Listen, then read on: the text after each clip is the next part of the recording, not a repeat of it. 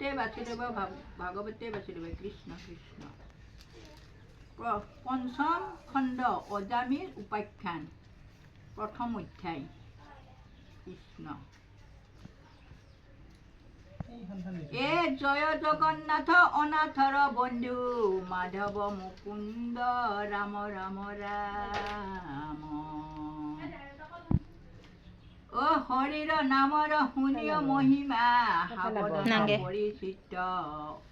অজামিল নামে আছিল ব্ৰাহ্মণ বেশ্যাত হয়া পতিত। অজামিল নামে একজন বামুণ আছিল। তেওঁ বেশ্যাৰ তাতে হেৰি হ'ল, পতিত তাতে বেশ্যাৰ তাতে হেৰি হৈ গ'ল, থাকিল আৰু। এ বিপ্ৰৰ ঔৰসে বেশ্যাৰ গৰ্ভত দক্ষ পুত্ৰ জাত ভৈলা। আতি দয়া তাৰে কনিষ্ঠ পুত্ৰ নাৰায়ণ নাম থৈলা।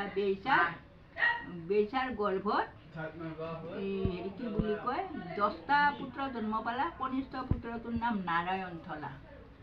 আমিও বোলে মানুহে কি কৰিব লাগে, এটা চলিৰ নাম হ'লেও ভগৱানৰ নাম থলে বোলে ভাল, ভগৱানৰ নামটো লোৱা হয়। আমাৰ মানুহে নথয়, আধুনিক নাম থয়। জাতি কুল ক্ৰিয়া সমস্তে ত্যাগিল মিলিল কৰ্মৰ বিপাক। এ যত মহাপাপ সমস্তে সিজিল পুহন্তে পুত্ৰ ভাজ্যাক। এতিয়া জাতি ক্ৰিয়া সেই বামুণে কি কৰিলা, জাতি ক্ৰিয়া চব এৰিলা, এৰি পেলাই আৰু সেই পৰিয়াল পোহাতে 10টা পুতাক ভাজ্যা পোহাতে একেবাৰে বহুত পাপ হ'ল। পাপ মানে বেয়া কাম কৰি কৰিও আনে, 2 নম্বৰী কৰি, সেইকাৰণে বহুত পাপ হ'ল। এ অনেক ধৰ্ম কৰিতে বিপ্ৰৰ আয়ুস ভৈলা সমাপাত। এনেকে বেয়া কাম কৰোঁতে কৰোঁতে আয়ুস কাটা গেল বিপ্ৰৰ, সেই অজামিলৰ। ভয়ংকৰ 3 গোটা যমদূত আগে ভৈলা উপগত। 3টা ভয়ংকৰ যমদূত আহিল, আহি সেই বামুণৰ আগে এই অজামিলৰ আগত থিয়া দিলা। এ হাতে পাখ ধৰি চকুতেৰ কৰি থুলন্তৰ তাৰ জাংগ। কৃষ্ণ বৰ্ণকায় দেখি ধাতু যায় হাতত লোহাৰ ডাংক। হাতত পাক ধৰি আৰু থুলন্তৰ একেবাৰে থুলন্তৰ কৃষ্ণ বৰণৰ কায় দেখি ধাতু যায়, হাতত লোহাৰ ডাং লৈ আছে সেই দূত 3টাই। এ ব্ৰাহ্মণক ধৰি জীৱ বাজ কৰি বান্ধিলে হাত তুলি। ভয়ে অজামিলে পুত্ৰক ডাকিল আহ নাৰায়ণ বোলে। ভয়তে অজামিলে পুতাকক গিৰাব ধৰিলে, বাচ্চা নাৰায়ণ, এই নাৰায়ণক বহুত ভাল পায় সেই পুতাকটো। উঠতে বহতে নাৰায়ণ খা নাৰায়ণ এনেকৈ উমলা কৰিয়ে থাকে। তাৰপিছত সেই যমদূতক দেখা পায়, এই পুতাকক মাতলা নাৰায়ণক। এ মৰন্তে বিপ্ৰৰ মুখত শুনিয়া হৰিৰ বাণী।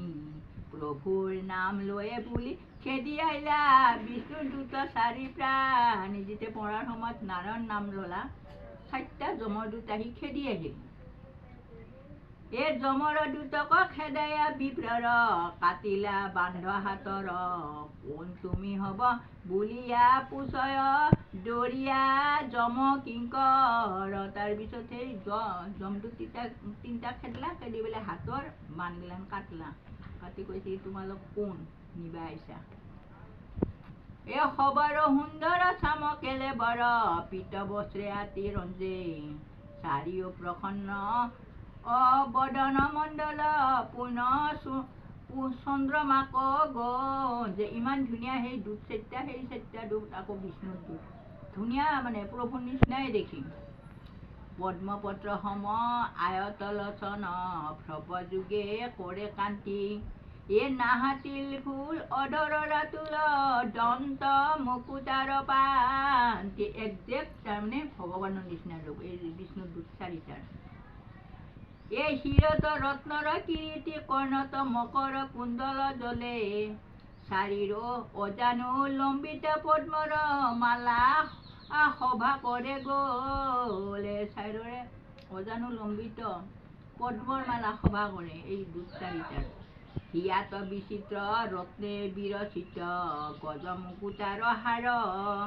এ চাৰু চতুৰ্ভুজ কেউৰ কংকনে কৰে আতি জাতিষ্কাৰ। সেই দুধচৈতাৰ বিষ্ণু দুধচৈতাৰ বৰ ধুনীয়া ৰূপ, প্ৰভুৰ নিচিনাই। শংখ চক্ৰ গদা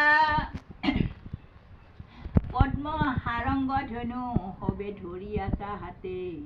ৰত্নৰ মেখেলা কটিৰ মাজে জ্বলে সোণাৰ কিংকিণী দাঁত। ৰত্নৰ মেখেলা, তাৰমানে সোণৰ মেখেলা কি সুন্দৰকে জ্বলি আছে।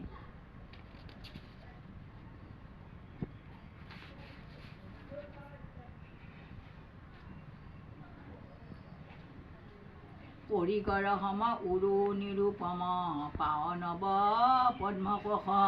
সমান বয়াস চাৰিওক দেখান্তে মনত মিলে সন্তোষ। কৃষ্ণ